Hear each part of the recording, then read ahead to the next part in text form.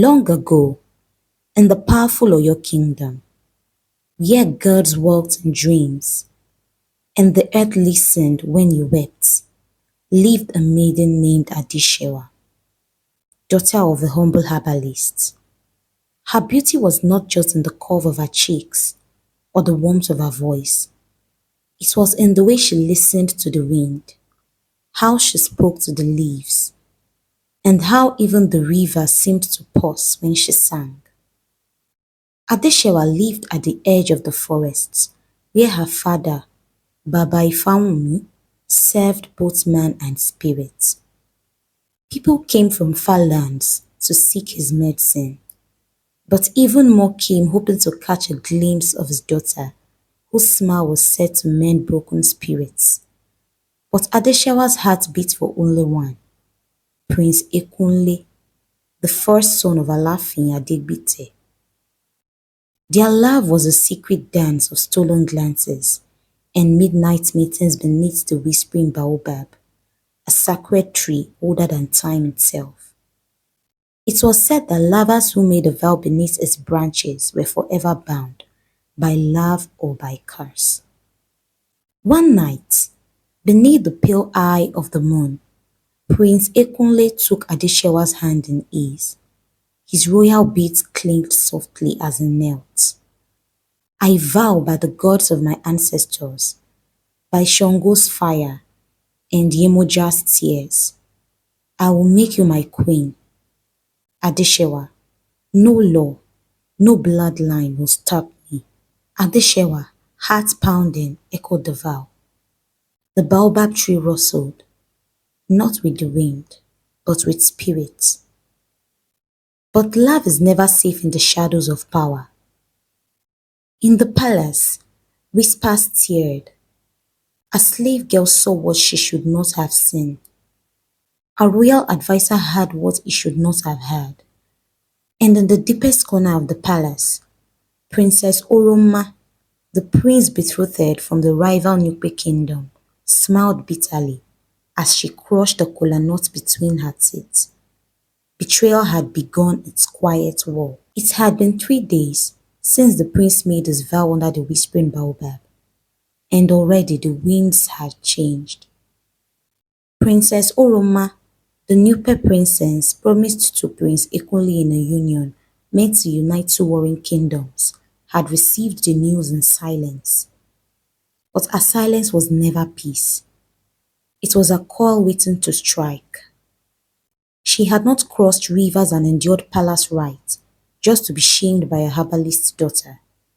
She sought out the royal seer, an old woman named Iyagba, who spoke in riddles and lived with a vulture perched on her staff.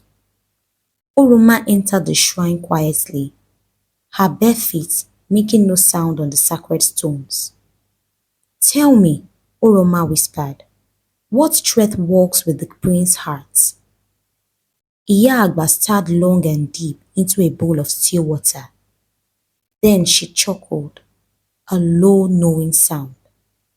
Love walks with him, she croaked, but so does rain. A vow made beneath the baobab is not so easily broken. Blood may wash it, but only truth can unbind it. Oroma's face hardened. She rose, and as she walked out, the vulture cawed once. It was said that when it did that, death had been named. Back in the forest, Adeshewa sensed unease. The birds were restless. Even the wind avoided her favorite part. Her father noticed her distraction as they prepared herbs for the sick. The prince's love is a flame, Baba Ifeanyi said without looking at her. It warms, but it also burns. Adeshewa sighed. But this is more than love, Baba. It's fate. He turned to her. Then may your faith be strong enough to hold you when the flame becomes smoke.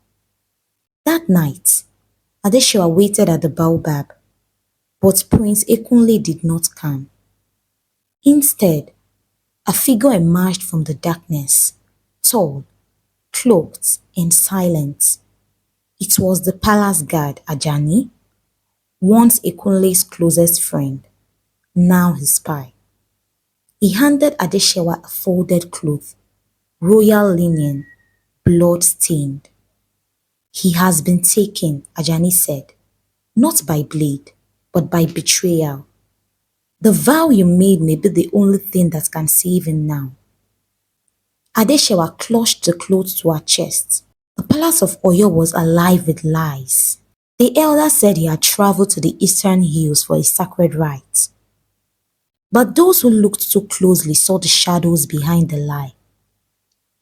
The queen mother's sudden tears, the king's clenched fist, and the way Oroma walked with a new pride in her step. Adeshewa, now hidden in the home of her aunts near the city's edge, could feel the weight of the prince's vow in her bones. She stared at the stained cloth Ajani had given her, marked not just by blood, but by power. The kind that leaves no visible wound, only chains the spirit cannot shake. Ajani returned the next evening, hooded and watchful. He is held in the chambers of trials, he whispered, accused of dishonoring the Nupe alliance, of consorting with a witch. A witch? Adeshewa's voice trembled. You. A sharp pain tightened in her chest, but she said nothing. Ajani continued. They say you used the binding charm beneath the baobab, that your father taught you forbidden rites. Adeshewa's eyes flashed. And the prince? What do they plan? If he confesses, he leaves, but his throne will be taken. If he refuses, the gods will judge him. The gods? She whispered. The serpent trial, Ajani replied. A sacred test older than the kingdom itself. If he is guilty, the serpent will strike. Adeshewa's hand gripped the cloth so tightly, her knuckles turned white. She stood slowly. That night, Adeshewa made her way to the Cave of Whispers, a sacred place where only the anointed may call upon the gods. She carried no offerings, only her heart. Inside the cave, she knelt before the ancient altar, carved with the stories of old. The air was heavy. The spirits were listening. O Orunmila, knower of faith. O Shango, keeper of truth. I come not to bargain, but to offer. She cried, voice echoing.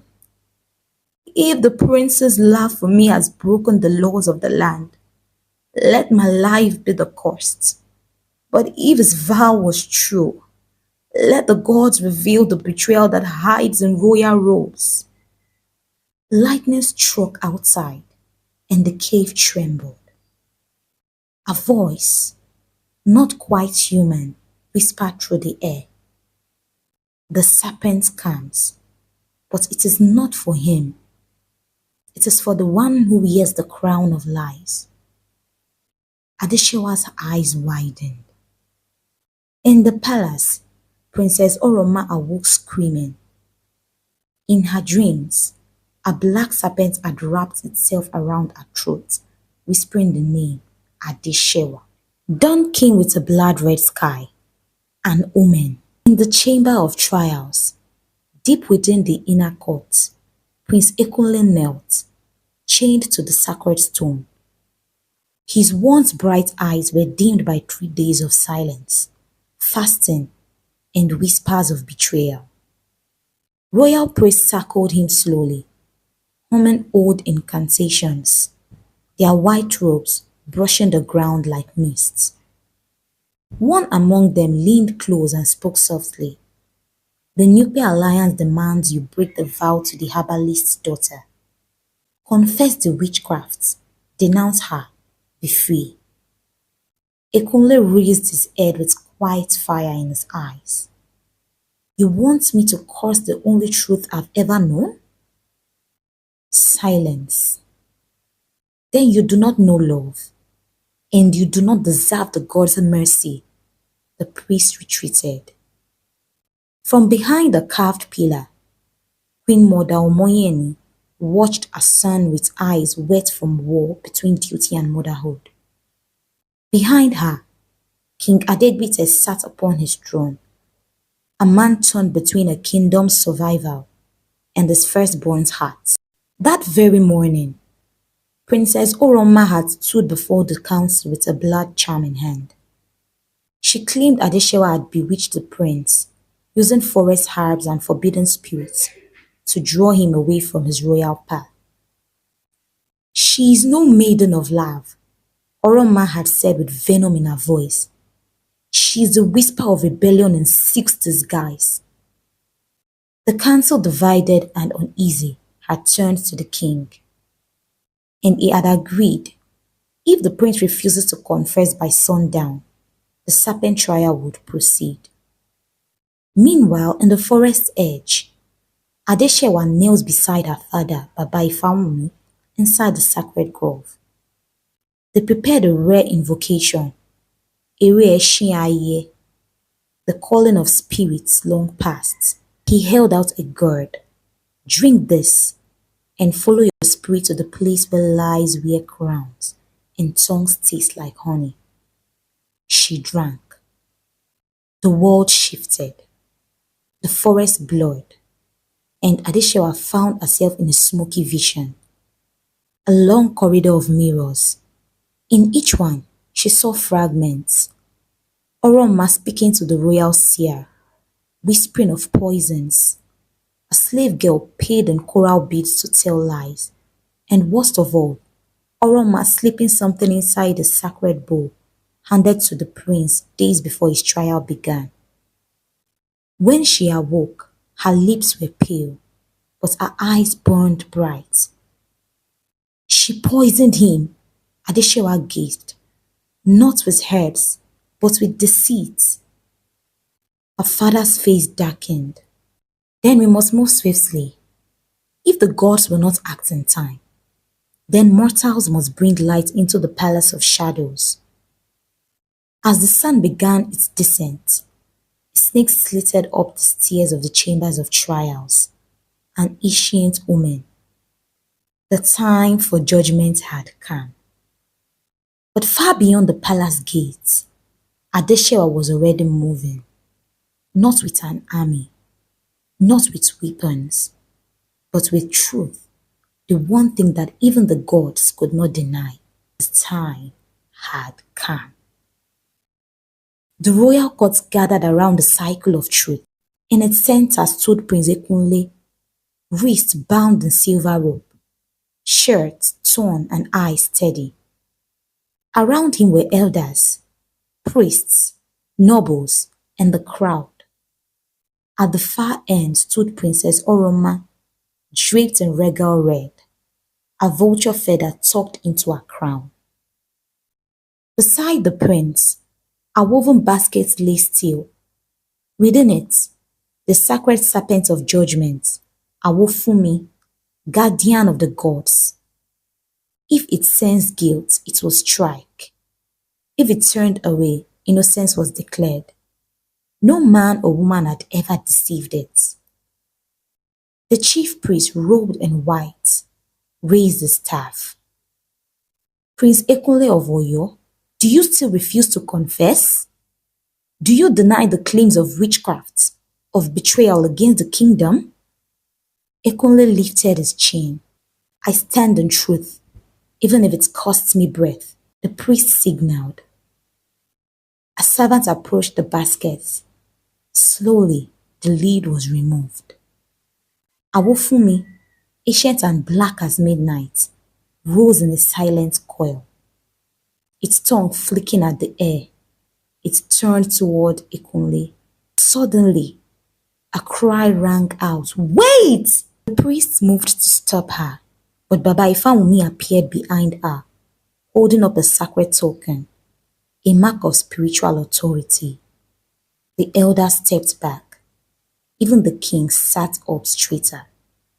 Adeshewa stepped into the cycle. The serpent judges lies, not titles. If you seek truth, then let it choose, not between prince and pauper, but between the betrayed and the betrayer.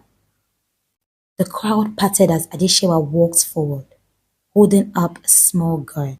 Within this is the vision of the gods, Oroma's treachery, her dealings with the seer, her poison in the sacred bowl. Let the serpent see. She poured it onto the earth. Smoke rose. The scent of truth hung heavy. Awofumi hissed sharply and turned. Its face Princess Oroma. Oroma stepped back. Awofumi struck, not to kill, but to mark. Its fangs grazed her ankle, drawing blood. The mark of the liar, the judgment of shame. Cries erupted, some in horror, others in triumph. The king stood slowly. The gods have spoken. The prince is innocent. He turned to Oroma, now pale and trembling. Return to Nupe. Let this kingdom heal. Adeshewa turned to Ekunle, their eyes meeting in the circle of truth. He smiled for the first time in days. You brought the storm, he whispered, and became my son. The crowd cheered as the two embraced beneath the setting sun. Above them, the baobab tree swayed gently, as if bowing to a love that had faced gods, betrayal, and death, and endured.